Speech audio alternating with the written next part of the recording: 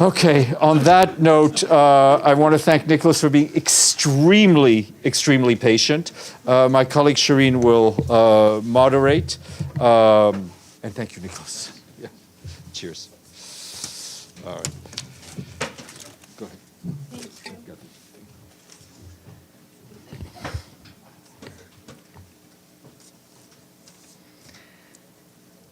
Hello, everybody. We welcome today our guest, Mr. Nicolas Koumjian, the head of the Independent Investigative Mechanism for Myanmar. He will brief you on the situation, obviously, in Myanmar. Please go ahead, sir. Thank you for attending. Your mic is off. Yeah.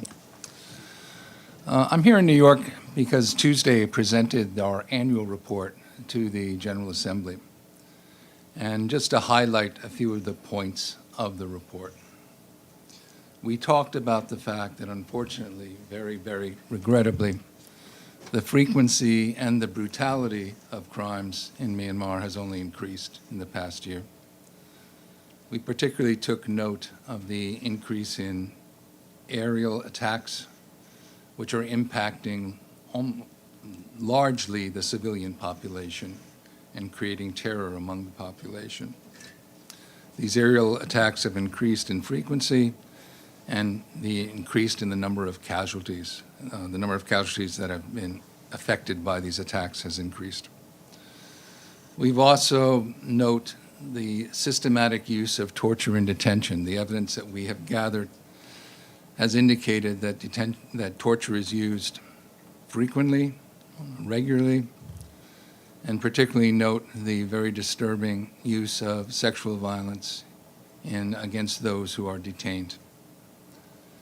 And that includes against both women and men, people of all genders, of all sexual preferences, and people including against both adults and minors.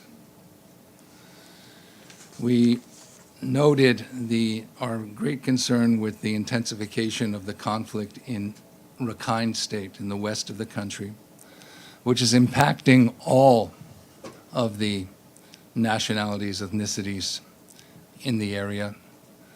But the Rohingya population that remains in Rakhine State is particularly affected.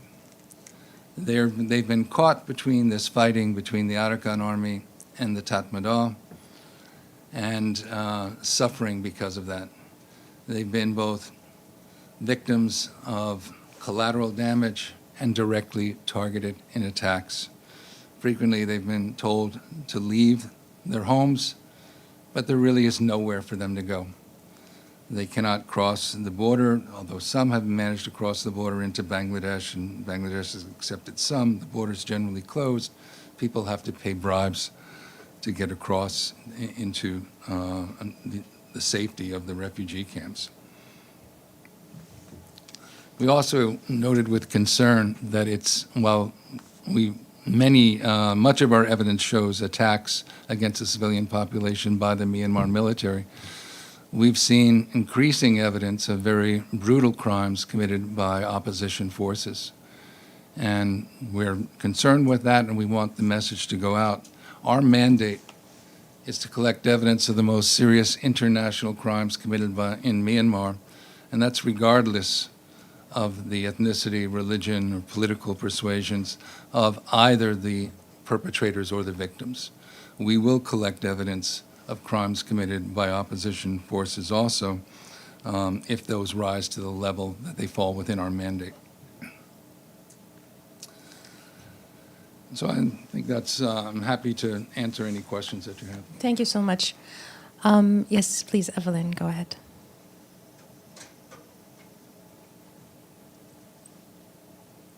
Sorry, you called on me? Yes. Oh, hi, Evelyn Leopold. Who are the countries, major countries, who are backing them? Can one get China to put any pressure on them, or is China so involved in the economics there? And it's not just China, it's others, but until some other neighbors of Myanmar take a stand, there isn't much you can do, is there? And also, what shape is the lady in these days? Well, I don't really have any information on the condition of Aung San Suu Kyi. And also on the issue of how to end the conflict, that's obviously extremely important, but that's not our mandate. There are other UN entities that have that. We're collecting evidence of the most serious crimes. Still, we need the assistance of neighboring countries because often witnesses are located in those countries, and we need to go on their territory to collect evidence of the crimes. We think it's in the interest of all the countries in the region to support our work because the ASEAN, for example, very important player in Myanmar, the very first point of their 5-point consensus is end the violence. All we do is collect evidence of the very worst violence. If you're sending that message, end the violence, to be consistent with that, you have to support our efforts to at least collect the evidence of the very worst. We need potential perpetrators to know. Someone is watching, someone is collecting evidence. There is a chance you will be held to account. Thank you. Let's start with Fethi and then Ibtisam. Thank you, Shireen. I'm just interested to know the percentages between the crimes committed by the government forces versus the opposition and other parties in this conflict. As in many parts of the world, it starts what seems to be a struggle between good and evil, and then we end up a struggle between evil and evil. So more or less, what's the percentages for the crimes committed on both sides? Well, I couldn't give you exact percentages. What I would say is we've received the evidence that we've received. We've received much more evidence of crimes committed against civilians by the military than the opposition forces. That's what evidence we have received.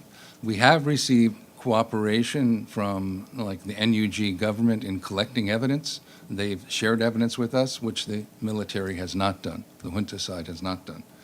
We've also seen at least some efforts in some of the opposition forces and the NUG to at least say that they are investigating crimes that their own forces have committed. We haven't seen that from the military today.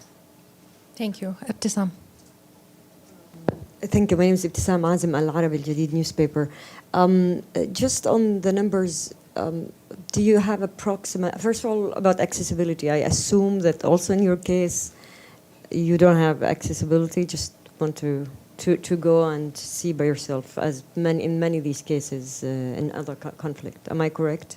That's correct. But do you have? But of course, you still have other ways to report about it. And do you have approximate numbers about how many people are held in these prisons and camps? And also, the other question is about the issue of arm delivery. And you pointed to the fact that many countries in ASEAN want the first point is to end the conflict or stop the Violence. The violence. But it doesn't seem to translate with, for example, stopping arm delivery. If you could comment on that. And you talked about aerial attacks. Which areas are we talking about? Like against which areas? Thank you. Well, we've seen aerial attacks against all areas where there is fighting in the country, everything from the west to the north to the east. There have been very serious attacks, and some of the targets have included temples, schools, on several occasions, a music concert. These are targets where obviously there's going to be civilians present, and civilians were the victims of those offenses. And we do have some statistics really gathered by others. We collect the evidence on the total number of detentions. I don't have those in front of me. I would just say that it's thousands of people that are in detention, many thousands. The numbers of those in detention are increasing regularly, and we have more and more reports of torture in detention. And on the arms.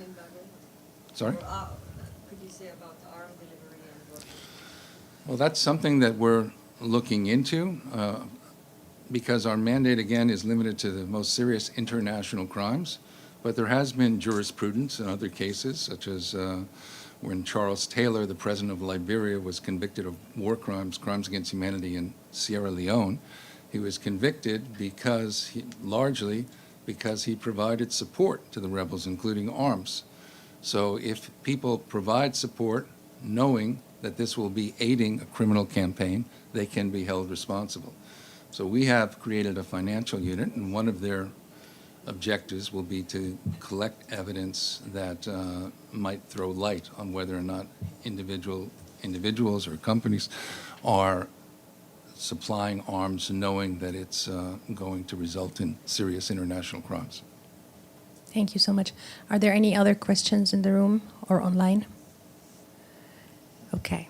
If there's nothing else, I'd like to thank Mr. Nicholas for his time. Thank you so much for Thank being you. here. Thank you, everybody.